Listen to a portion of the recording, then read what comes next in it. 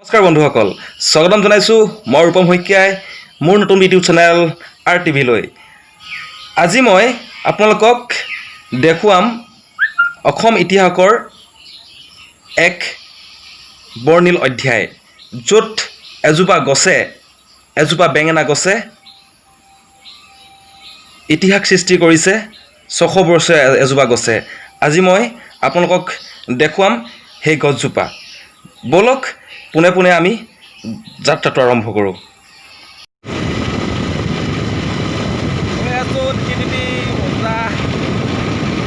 বৰষুণত তিতি ক'ৰবালৈ যোৱাটো মজাটোৱে বেলেগ, কিন্তু আমি যাবলৈ অলপ তিতিবলৈ কিন্তু ভালেই লাগে। আমাৰ এতিয়া মজাটো বেলেগ, ক'ৰবালৈ যোৱা তিতি যোৱা। পূৰা বৰষুণ দিছে ৰাস্তাত। এয়া দৰিকা পাইছোঁহি, পামগৈ আৰু অকণমান দূৰ আছে। মই দেখাই গৈছোঁ ৰাস্তাটো, ইমান ধুনীয়া ৰাস্তা। আৰু লগতে সেয়া দৰিকা নামঘৰ দেখিছে, এয়া পাইছোঁহি। এইখনেই দৰিকা, আৰু দৰিকা পাৰ হৈ আপোনাৰ এখন দিচাং নদী পায়, দেখিছে এখন দিচাং। আপোনালোকে শুনিছে বহুত দিচাঙৰ ওপৰত গান শুনিছে বা কিবা নদীৰ নামটো শুনিছে। অসমৰ বিখ্যাত এখন নদীৰ নাম দিচাং, দিখৌ। আমি এতিয়া বকতালৈ যাওঁতে আমি এই দিচাং নদী পাৰ হৈ যাব লাগে। এখন দিচাং নদীৰ দলং দেখিছে। এয়া মই অকলে তিতি আহি আছোঁ, পূৰা ভিজি গ'ল চোলা। আচলতে কি জানেনে, ইয়াৰ জ'চটোৱে বেলেগ। মানে আপোনালোকক যে দেখাই ভাল লাগিব, মানে ভাল লগা কিবা দিবলৈ চেষ্টা কৰিছোঁ। যদিও বৰষুণ তিতি আছোঁ, মোৰ একো প্ৰব্লেম নাই। এয়া জয়া তিনিআলি বুলি কয় এয়া। আৰু এতিয়া মই নেমুগুৰি ৰাস্তাত সোমাইছোঁ। মোৰ এই যাত্ৰাত আৰু এজন মোৰ ভাইটিয়ে অংশগ্ৰহণ কৰিব, আৰু মই তেওঁলোকৰ ঘৰলৈ গৈ আছোঁ। তেওঁলোকৰ ঘৰৰ পৰা বেছি দূৰ নহয়, বাখৰ তিতিলোঁ। বাইকখন ষ্টেণ্ড কৰিলোঁ ইয়াতে, আৰু এতিয়া ভিতৰলৈ যাওঁ। ইয়াতে যাওঁ, এইটো লুকাই আহিছে, লাজ কৰে। এই ভাইটি হয় মোৰ। আজি মই যাম, আৰু গোটেই যাত্ৰাটো আজি সমভাগী হ'ম দুয়োটাই। গৈ আছোঁ, আহক। মোৰ পজিশ্যনটোহে বেয়া হ'ল আকৌ। এইটো ঘৰ, ভাইটিহঁতৰ ঘৰ। ভিতৰলৈ সোমাম, আলহী পূৰা আছে।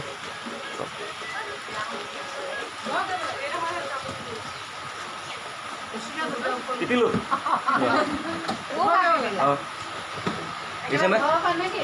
গাঁও অঞ্চলত তামোলৰ দিছে নাই? পূৰা তামোল বিয়নি মেল চলি আছে, দেখিছেনে? তিতিলোঁ শেষ। আৰু এতিয়া মই অকণমান মুখ চুখবিলাক ধুইয়ে আহিছোঁ, এইবিলাক মুচি লওঁ অলপ। আৰু পানী দি ফেনখন এটা চুইচটা দি লওঁ, ফেনখনত অলপ শুকাই লওঁ। মজা কিয় আছে, ভাইটিও জলদিও লাগে, দেৰি নকৰোঁ।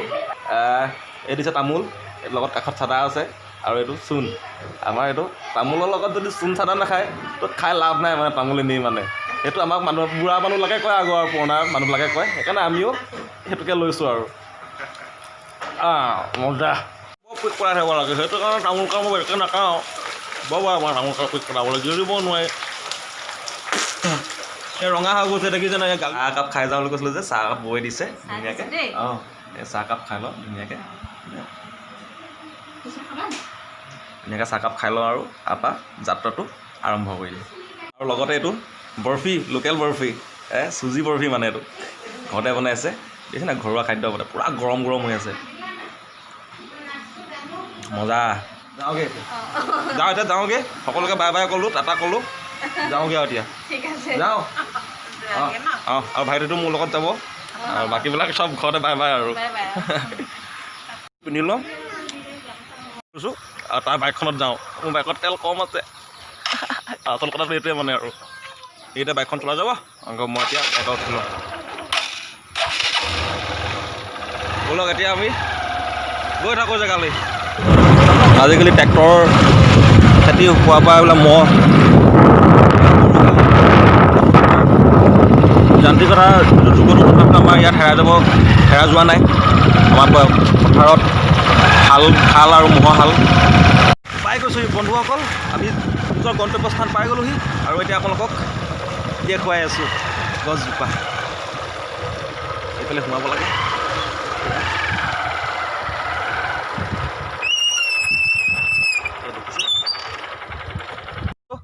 মই আপোনালোকক আজি যি দেখুৱাবলৈ আহিছিলোঁ ভিডিঅ'টো, 600 বছৰীয়া আহোম ৰাজত্বৰ যি গৌৰৱময় ইতিহাস, যি আমাৰ বৰ্তমান গৌৰৱ, যি বাখৰ বেঙেনা গছ বুলি কয়। বাখৰ বেঙেনা গছ আপোনালোকে দেখিছে, এনেই বেঙেনা গছ দেখিছে, সৰু সৰু বেঙেনা গছ নহয় জানো? কিন্তু আমাৰ ইয়াত এজোপা গছ আছে, যি গছজোপা আমাতকৈ ওখ গছ, লম্বা গছ। আপোনালোকে দেখিব, আচলতে 600 বছৰীয়া আহোম ৰাজত্বৰ কালৰ এজোপা গছ বুলি বুৰঞ্জীত লিপিবদ্ধ আছে। এই গছজোপাৰ বিষয়ে আপোনালোকে অসম বুৰঞ্জী পঢ়িলে নিশ্চয় এই গছজোপা আপোনালোকে বিষয়ে পঢ়িব পাৰিব, জানিব পাৰিব অধিক বিষয়। মই দেখাবলৈ চেষ্টা কৰিম এতিয়া আপোনালোকক সেই ঐতিহাসিক সেই গছজোপা।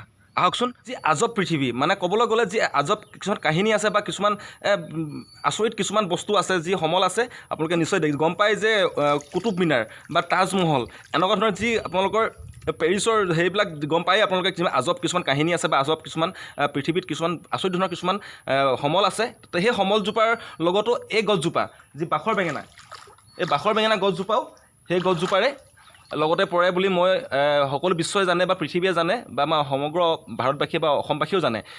সেইকাৰণে মই দেখাবলৈ একদম ওচৰৰ পৰা দেখাবলৈ চেষ্টা কৰিছোঁ। চাওক এই গছজোপা দেখিছে, এই গছজোপা গুৰিটো দেখিছে ন? চাওক কিমান ডাঙৰ গছ এজোপা। ইয়াত এজোপাই নহয় গছ, দুজোপা গছ আছে ইয়াত, আৰু এজোপা এইফালে আছে,